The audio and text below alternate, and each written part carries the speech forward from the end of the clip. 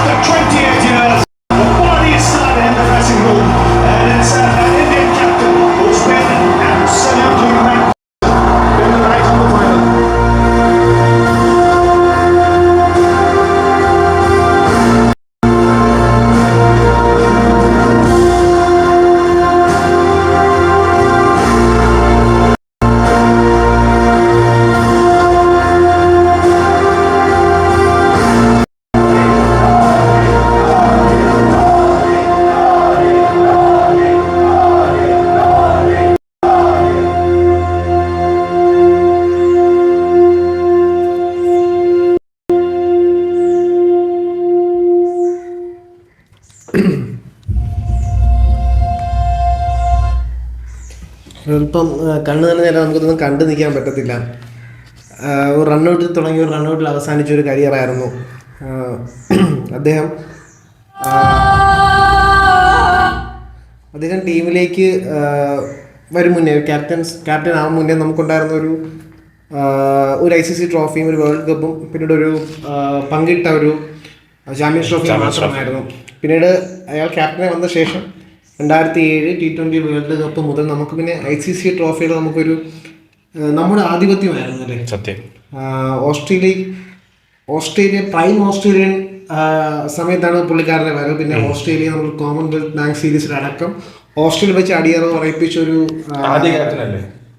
അങ്ങനെ റെക്കോർഡുകളാണ്.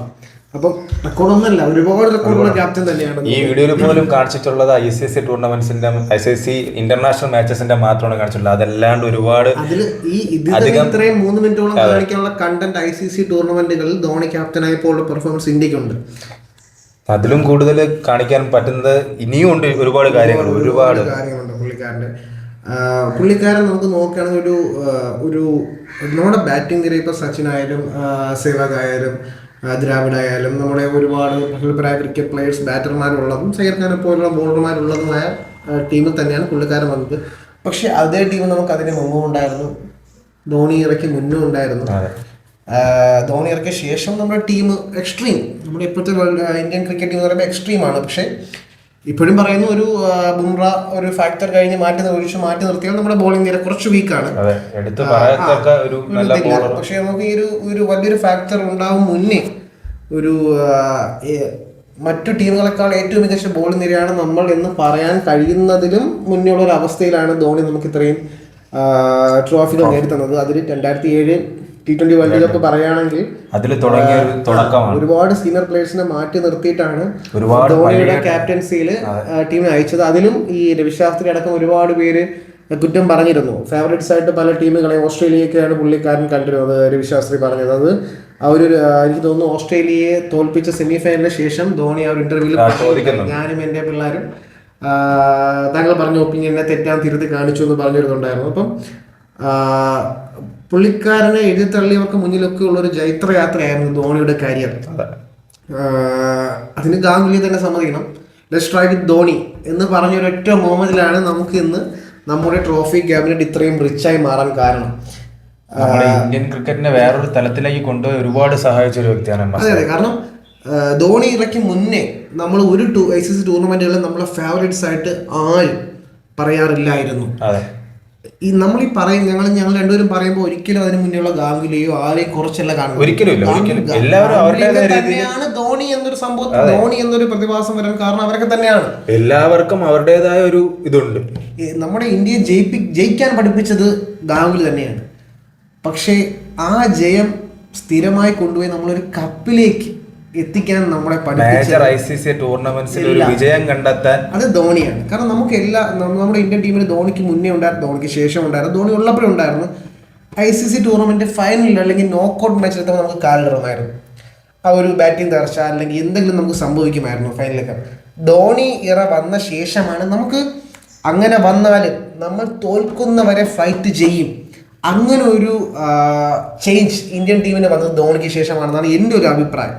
ഇപ്പം അതിന് നമുക്ക് ഇപ്പം 2007 T20 വേൾഡ് കപ്പ് ഫൈനലാണ് നമ്മൾ അത്രയും വലിയൊരു സ്കോറല്ല നമ്മൾ ഡിഫെൻഡ് ചെയ്തത്. നമ്മൾ തോറ്റു എന്ന് വിചാരിച്ച സ്ഥലത്ത് നിന്ന് എല്ലാവരും തോൽക്കുകയാണെങ്കിൽ അവസാനത്തെ ഒരു റൺ വരെ എതിർ ടീം അടിച്ചേ ജയിക്കൂ എന്നുള്ളൊരു പ്രസൻസ് ഓഫ് മൈൻഡ് അല്ലെങ്കിൽ ആ ഒരു പോരാട്ട വീര്യം തന്നെയായിരുന്നു ഓരോ കളിക്കാരിലും ധോണിക്ക് പകർന്നു കൊടുക്കാൻ കഴിഞ്ഞത്. മാത്രമല്ല ഓരോ കളിക്കാരുടെയും അവരുടെ ബെസ്റ്റ് വേർഷൻ, ആ ഒരു ബെസ്റ്റ് ഔട്ട്പുട്ട് പുറത്തേക്ക് കൊണ്ടുവരാൻ ധോണി എന്ന ക്യാപ്റ്റൻ സാധിച്ചിട്ടുണ്ട്. അതുകൊണ്ട് തന്നെയാണ് ഒരു ബെസ്റ്റ് ടീം അല്ലാതിരുന്നിട്ട് കൂടിയും നമുക്ക് ഇത്രയും ട്രോഫി നമുക്ക് നേടിയെടുക്കാൻ സാധിച്ചത്. ഇപ്പം 2007 T20 വേൾഡ് കപ്പ് ആയാലും 2011 ഒരു സ്കോർ ഒരു പരിധിക്ക് മുകളിലേക്ക് എത്തി. 275 സംതിങ് കറക്റ്റ് ഓർമ്മയില്ല. ആ ഒരു സ്കോറിലേക്ക് ശ്രീലങ്ക സ്കോർ എത്തി. സ്റ്റാർട്ടിങ് നമുക്ക് ആദ്യമേ സേവാഗിനെ നഷ്ടപ്പെട്ടു, സച്ചിനെ നഷ്ടപ്പെട്ടു. അവിടെ നിന്ന് കോഹ്ലിയും ഗംഭീറിന്റെ ഒരു പാർട്ണർഷിപ്പ്. അവിടെ നിന്ന് കോഹ്ലി വീണപ്പോഴാണ് ധോണിയുടെ എൻട്രി. അവിടെ യുവരാജ് വരേണ്ടതാണ്. ഒരുപാട് പേര് കുറ്റം പറയുന്നുണ്ട്. കാരണം അതുവരെ അത് എനിക്ക് തോന്നുന്നു അങ്ങനെ ധോണി എന്താണെന്ന് അറിഞ്ഞവരൊന്നും ധോണിയുടെ ആ ഒരു പ്രതാപകാലത്ത് ക്രിക്കറ്റ് കണ്ടവരാരും അങ്ങനെ പറയത്തില്ല. ഇപ്പോഴത്തെ IPL കണ്ടുവരുന്ന അവരത് തെറ്റല്ല, ആരും കുറ്റം പറയുന്നല്ല. IPL കണ്ട് ധോണി എന്താണെന്ന് മനസ്സിലാക്കാത്ത കുറച്ച് ഫാൻസ് മാത്രമായിരിക്കും അത് പറയുന്നത്. ഇന്ത്യൻ ക്രിക്കറ്റ് എന്താണെന്ന് നമ്മൾ എത്ര വലിയ ബാറ്റർമാരും തകർന്ന് അടിയുന്ന ഒരു അവസ്ഥ ഉണ്ടായിരുന്നു നോക്കൗട്ട് ഗെയിംസിൽ നമുക്ക് ഇന്ത്യക്ക്. അപ്പം ചിലപ്പോൾ യുവരാജ് ഇറങ്ങി സെഞ്ചുറി അടിച്ചെന്ന് വരാം, ചിലപ്പോൾ ഇതിലും മികച്ച രീതിയിൽ നമ്മൾ ജയിച്ചെന്ന് വരാം. പക്ഷെ അതിലും അന്ന് യുവരാജിനെ ഇറക്കാതിരിക്കുന്ന ഒരു ഫാക്ടർ ചെന്നൈ സൂപ്പർ കിങ്സ് സ്ഥിരമായി നേരിടുന്ന ഒരു നെറ്റ് സെഷനിൽ പ്രാക്ടീസ് ചെയ്യുന്ന ഒരാളാണ്. ചിലപ്പോൾ യുവരാജ് വന്നാൽ ചിലപ്പോൾ കളിച്ചെന്ന് വരാം, നമുക്ക് പറയാൻ പറ്റത്തില്ല. അതൊരു എന്നിരുന്നാൽ കൂടി അവിടെ ഒരു റിസ്ക് എലമെന്റ് ധോണി അവോയ്ഡ് ചെയ്യുകയാണ്. കാരണം നമ്മൾ അങ്ങനെയാണ്, നമ്മുടെ ട്രാക്ക് റെക്കോർഡ് നോക്കുകയാണെങ്കിൽ അങ്ങനെ തകർന്നടിഞ്ഞിട്ടുള്ള അവസ്ഥയിൽ നമ്മൾ പോയിട്ടുണ്ട്. അപ്പൊ ധോണി ആ റിസ്ക് ഫാക്ടർ മാറ്റി നിർത്തി. അതുവരെ ഫോം ഔട്ട് ആയിരുന്ന ധോണി ആ സീരീസിൽ ഒരു മികച്ച ബാറ്റിംഗ് ഇന്നിംഗ്സ് ധോണിയിൽ നിന്ന് വന്നിട്ടില്ല. എന്നിട്ടും നിങ്ങളൊന്ന് ആലോചിക്കേണ്ടത് ആ ഒരു ധോണി എടുത്ത തീരുമാനം ഒന്ന് പാളിയിരുന്നെങ്കിൽ എല്ലാ പഴിയും ഇപ്പൊ അയാൾ ആരൊക്കെ പ്രശംസിക്കുന്നുണ്ടോ ഇന്ന് ധോണി എത്രത്തോളം ഉയർച്ചയിലായിരിക്കും, അത്രത്തോളം താഴ്ചയിലേക്ക് ധോണി പോകാൻ കാരണം അതാണ് ലീഡർ, അതാണ് ക്യാപ്റ്റൻ. അതായിരുന്നു നമുക്ക് വേണ്ട ക്യാപ്റ്റൻ, നമുക്ക് വേണ്ട ഒരു മെറ്റീരിയൽ അതായിരുന്നു. പുള്ളിയുടെ കരിയർ തന്നെ ഇന്ന് പുള്ളി നിൽക്കുന്ന അത്രയും താഴ്ചയിലേക്ക് പോകാൻ കാരണമായേക്കാവുന്ന ഒരു തീരുമാനം പുള്ളി അന്ന് എടുത്തു. ആ തീരുമാനമാണ് പുള്ളിക്ക് ഇന്ന് കിട്ടിയ സൗഭാഗ്യങ്ങളെല്ലാം. പുള്ളി നേടിയ ട്രോഫികളായാലും, പുള്ളി നേടിയെടുത്ത റെസ്പെക്ട് ആയാലും, പുള്ളി നേടിയെടുത്തൊരു ഓറ, പുള്ളി വരുമ്പോൾ മറ്റു ഇതുവരെ എനിക്കിനിയും വരുമെന്ന് തോന്നുന്നില്ല. ഈ നിമിഷം വരെ എന്തായാലും പുള്ളി ഉണ്ടാക്കിയെടുത്ത ഒരു ഓറ അത് ഒരു ഭയാനകം തന്നെ പറയാം. കാരണം ധോണി ഗ്രൗണ്ടിലേക്ക് ഇന്ന് വരുമ്പോൾ എനിക്ക് തോന്നുന്നു ചിലപ്പോൾ ഒരു ഓവർ എക്സാജറേറ്റഡ് വാചകമായി പോകാം എന്നാണ് ഞാൻ പറയുന്നു, നിങ്ങളുമായിട്ട് ഷെയർ ചെയ്യുന്നു. ധോണിക്ക് IPL ആവശ്യം, ധോണിയാണ് ആവശ്യം. കാരണം ഇന്ന് ധോണിയുടെ അല്ലെങ്കിൽ ചെന്നൈ സൂപ്പർ കിങ്സിന്റെ എതിർ ടീമുകളുടെ ഗ്രൗണ്ട് പോലും, ഹോം ഗ്രൗണ്ട് പോലും നിറയ്ക്കണമെങ്കിൽ ചെന്നൈയുമായിട്ടൊരു മാച്ച് വന്നാൽ മതി. പല ടീമുകളും അവരുടെ ഹോം ഗ്രൗണ്ട് അവരുടെ ജേഴ്സി കളറിലേക്ക് റീപെയിന്റ് ചെയ്യുന്നു. കാരണം ധോണി വരുമ്പോൾ എല്ലാം മഞ്ഞയാണ്, എല്ലാം CSK മയമാണ്, എല്ലാ ഗ്രൗണ്ടിലും അങ്ങനെ നിറയുന്നത്. അപ്പം അന്ന് ധോണി എടുത്ത ആ ഒരു തീരുമാനം, ആ തീരുമാനത്തിലാണ് അന്നത്തെ കളി നമുക്ക് കിട്ടിയെന്നാണ് ഇപ്പോഴും എന്റെ ഉറച്ച വിശ്വാസം.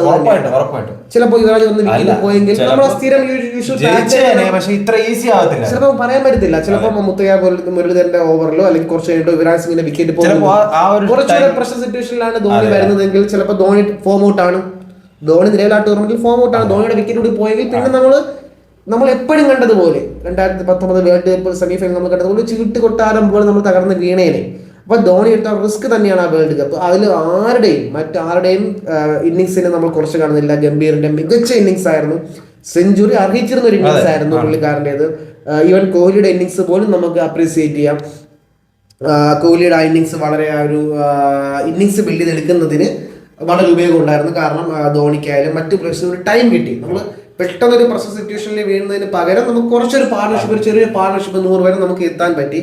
അത് പിന്നെ ചാമ്പ്യൻസ് ട്രോഫി ഇതുപോലൊരു തുച്ഛമായ സ്കോറിലാണ് നമ്മൾ ഡിഫെൻഡ് ചെയ്തത്.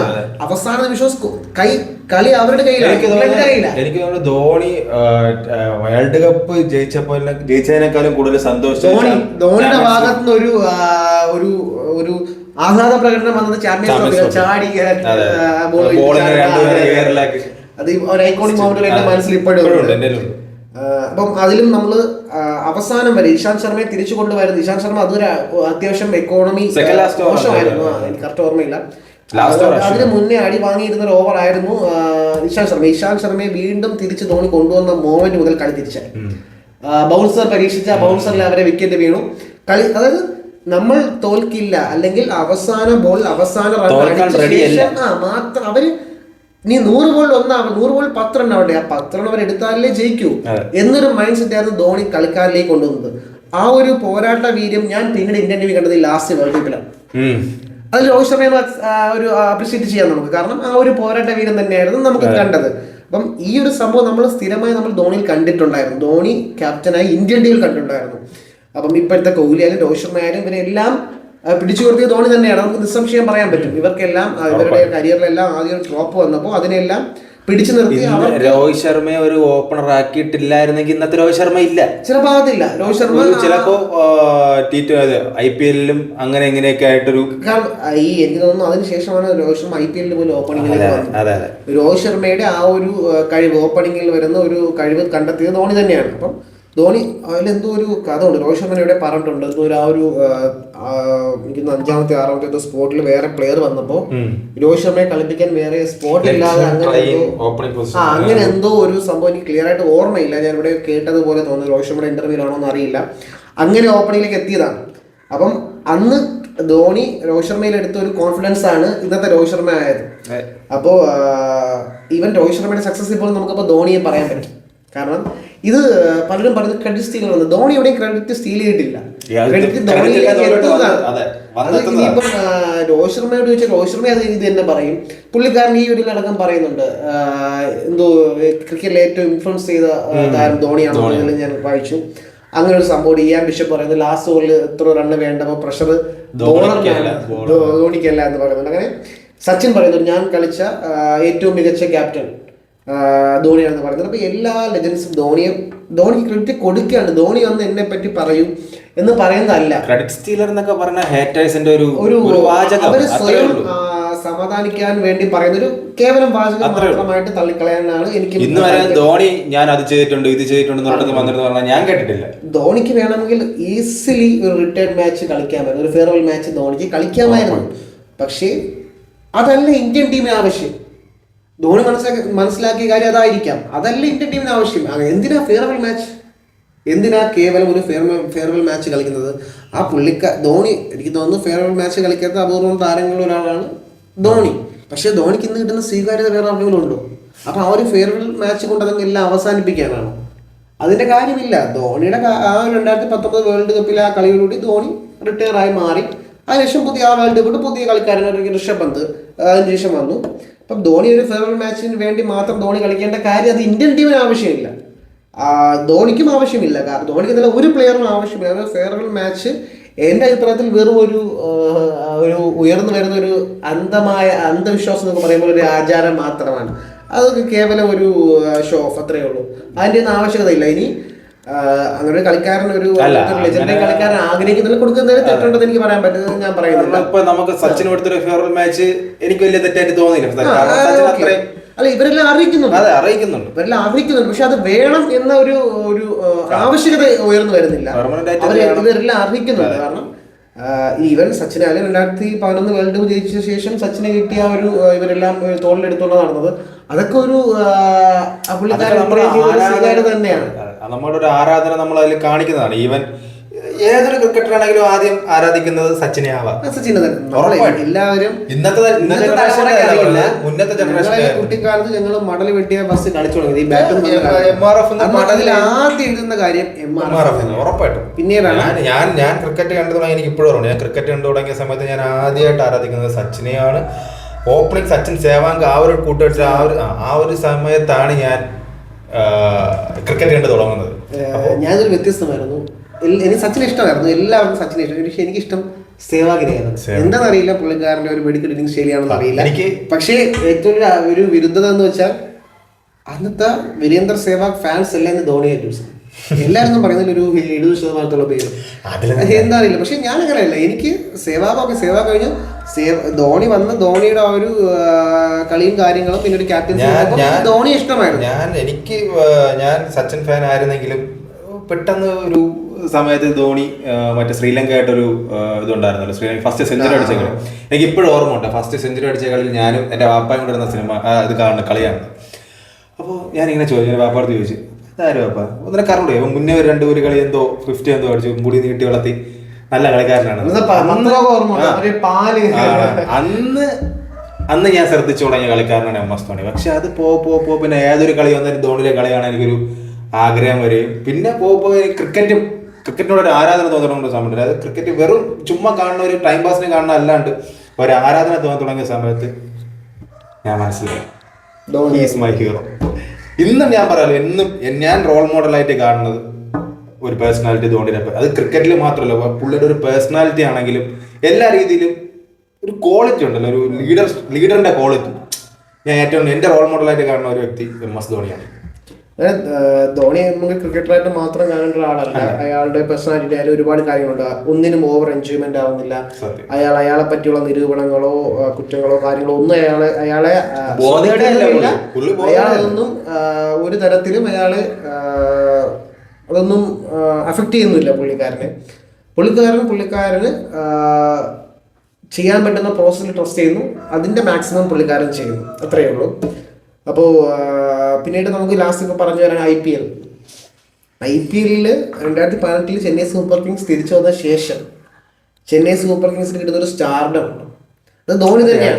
2020 മങ്ങിപ്പോയെങ്കിലും സ്റ്റാർഡത്തിനല്ല, ടീം വൈസ് ഒന്ന് മങ്ങിപ്പോയിരുന്നെങ്കിലും അത് കഴിഞ്ഞ് 2021 തിരിച്ചു വന്നു. അന്ന് 2020 ഈ മറ്റു വിരോധികൾ, ധോണി വിരോധികൾ ഒരുപാട് ചെന്നൈയെ ട്രോളിട്ടുണ്ടായിരുന്നു. പക്ഷെ അവരാരും മനസ്സിലാക്കാത്ത കാര്യം ധോണിയുടെ ടീം എന്നുള്ളതാണ്. കാരണം അയാൾക്കറിയാം, അയാൾക്ക് ഒരു ഓർഡിനറി ടീം കിട്ടിയാലും അത് ആ ടീമിന്റെ ബെസ്റ്റ് അങ്ങനെയാ ലാസ്റ്റ് പറഞ്ഞത്. അതുപോലെ തന്നെ അടുത്ത സീസണിൽ കപ്പ് അടിച്ചിട്ട് പോയി.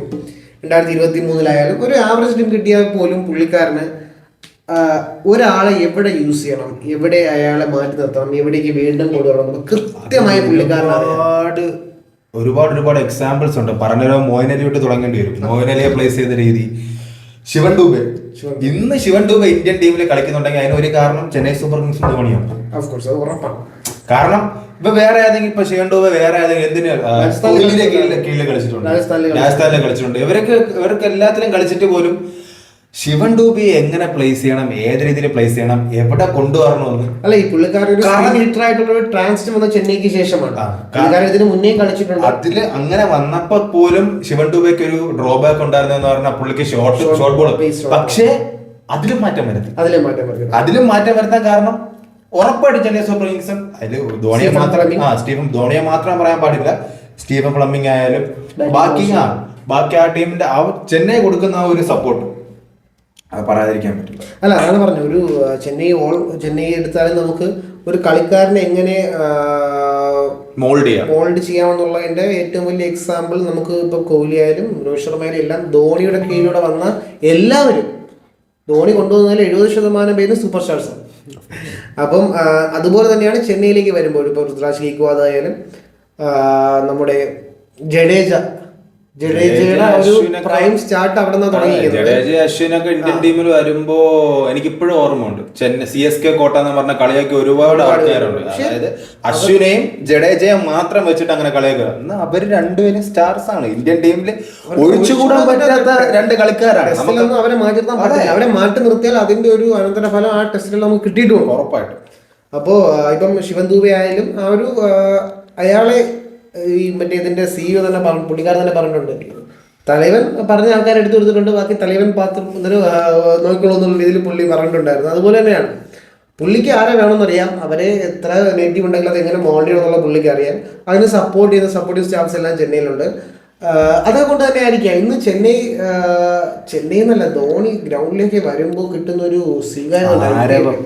എനിക്ക് തോന്നുന്നു ചെന്നൈ ഫാൻസ് എല്ലാം അടുത്ത IPL വേണ്ടി വെയിറ്റ് ചെയ്യുന്നത് ചെന്നൈ കപ്പടിക്കുന്നത് കാണാനോ ചെന്നൈ ടീം കാണാനോ അല്ല. ധോണി